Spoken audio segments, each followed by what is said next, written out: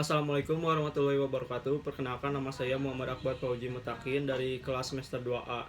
Di sini saya akan mereview sedikit materi pertemuan ketiga dari Profesor Dr. Haji Heni Nuraini SHMH dan Dr. M. Rendi Arid Hayandi SHMH.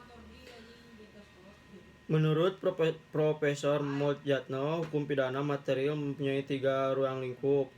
Satu, perbuatan pidana kriminal X, yaitu perbuatan menyangkut asas legalitas tiada pidana tanpa kesalahan, sedangkan yang kedua, pertanggungjawaban pidana atau criminal responsibility atau criminal liability yang berhubungan dengan orang dan berhubungan dengan asas kesalahan.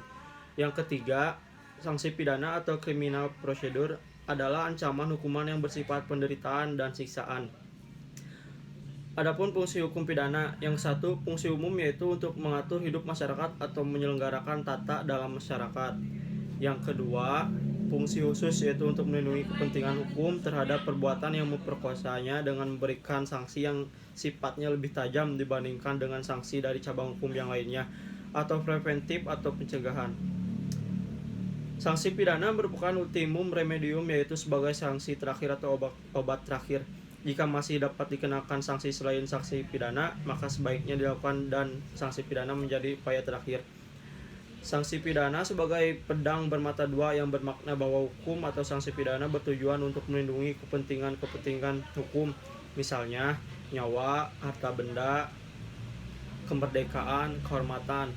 Namun jika menjadi pelanggaran terhadap larangan dan perintahnya justru mengenakan pelukaan atau menyakiti kepentingan hukum si pelanggar.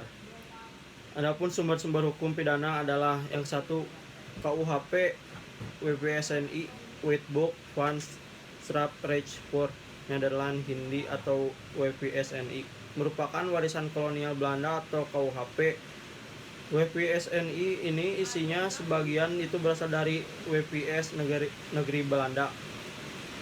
WPS ini yang berlaku di India Belanda sejak 1 Januari 1918, tetapi tidak semua yang ada di WPS ini sama dengan WPS Belanda.